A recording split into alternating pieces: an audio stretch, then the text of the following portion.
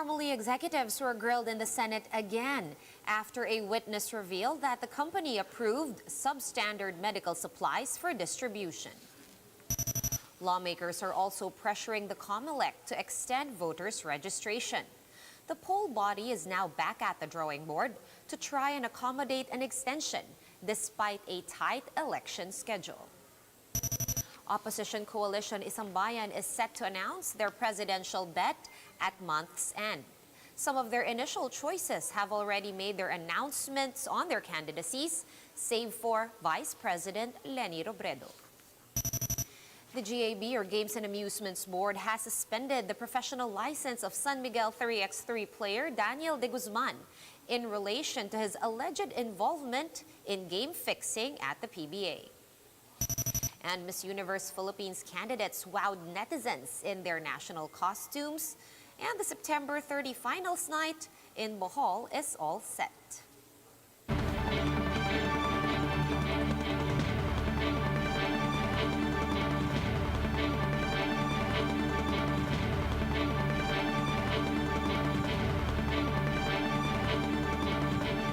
Fast, focused, and fearless. Here's a roundup of stories we're watching now. I'm Sean Yao.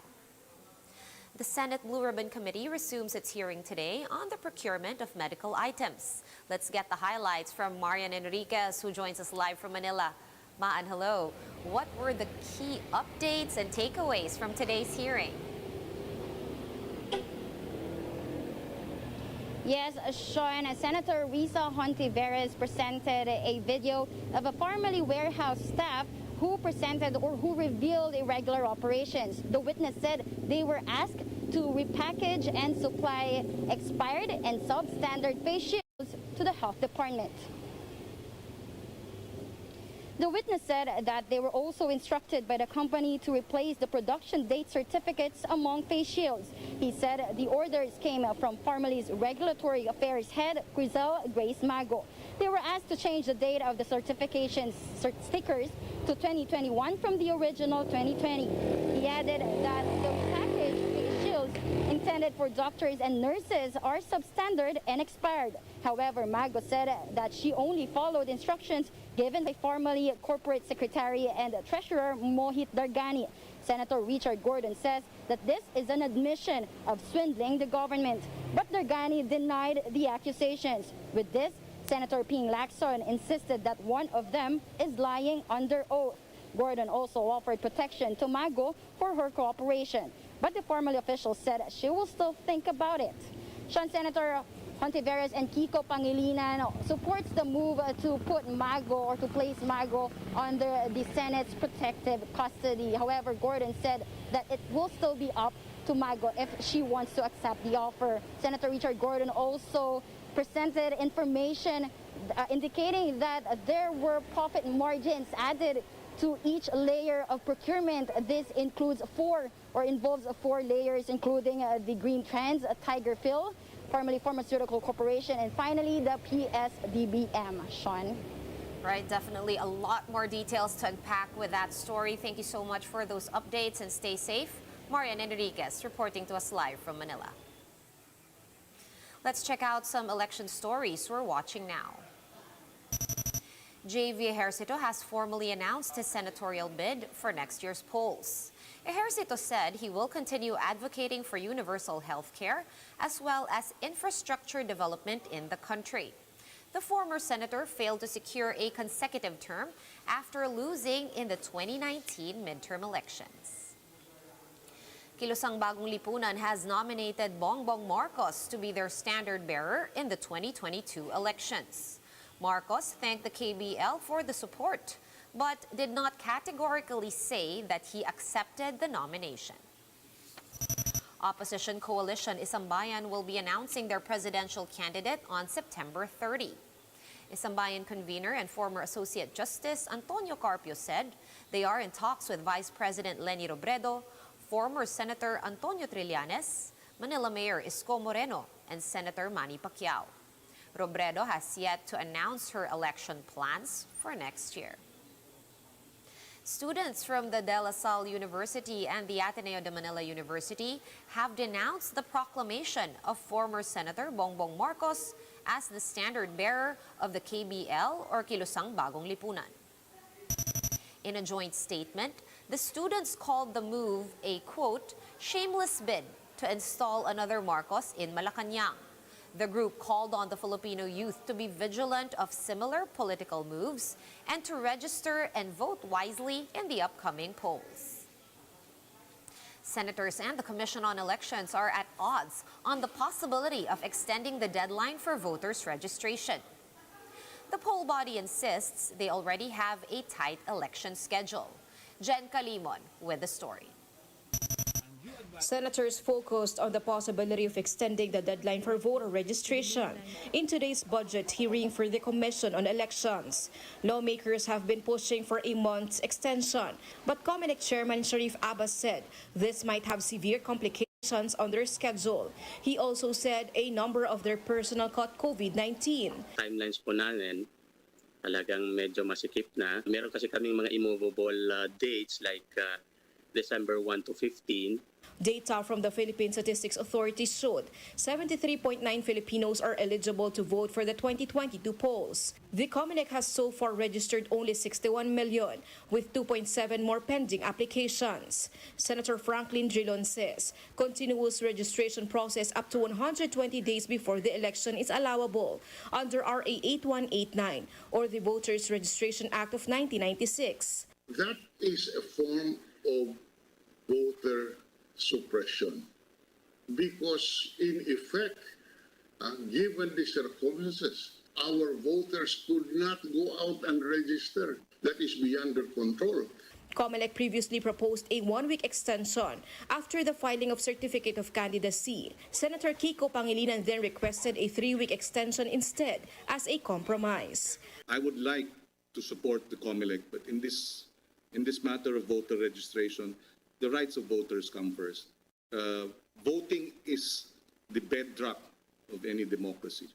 As of now, COMELEC said it has registered over 5 million new voters, surpassing their 4 million target. With both parties still at odds on the matter, the Senate agreed to defer budget deliberations to give COMELEC more time to discuss the deadline issue. In a press conference this afternoon, spokesperson James Jimenez said they will discuss the matter. If the MANCOM decides that extension is not feasible, there is no way to make it feasible, then the recommendation will be no extension. But it will be an effort to really look at every possible scenario. The COMELEC ANBAC is expected to announce its decision on September 29, a day before the deadline. Reporting for News 5, Jen Calimon, We Are One News. The Health Department reported over 18,600 new COVID-19 cases on Friday.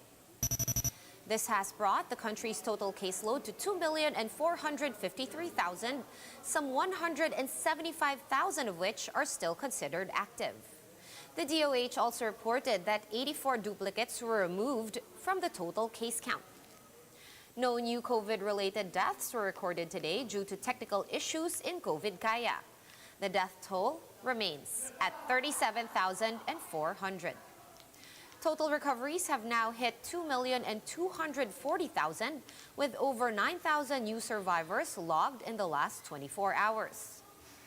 Over 24% of the 76,600 total tests conducted yielded positive results. In other news, the Games and Amusements Board, or GAB, has suspended the professional license of San Miguel 3x3 player Daniel De Guzman. This is after De Guzman failed to show up in a meeting to discuss his alleged involvement in game fixing. GAB Chairman Abraham Mitra said administrative proceedings involving De Guzman will begin soon. Screenshots of De Guzman's alleged conversations giving away tips to bettors went viral earlier this week.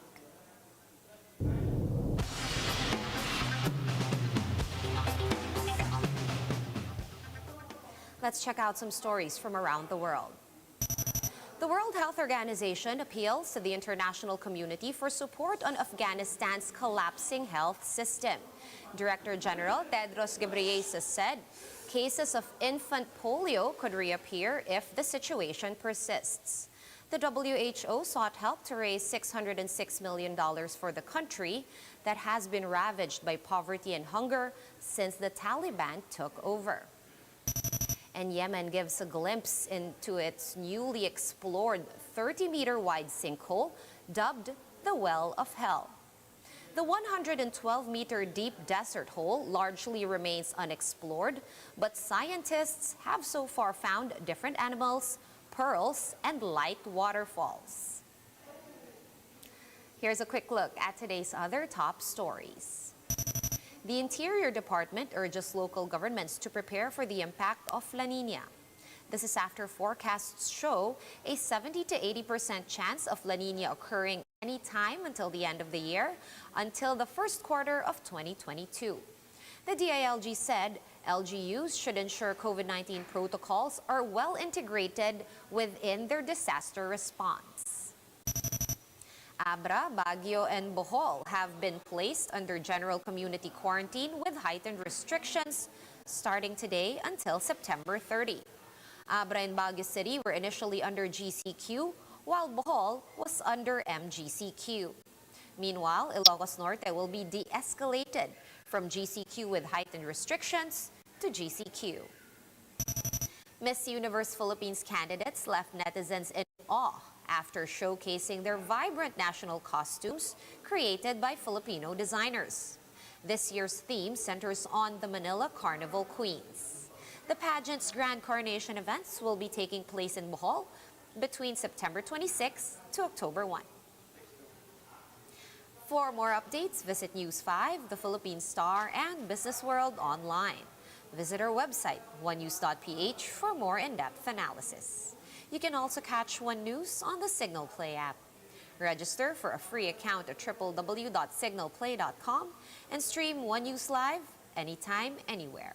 Masks on, wash hands, and stay safe, Philippines. I am Sean Yao. We are One News.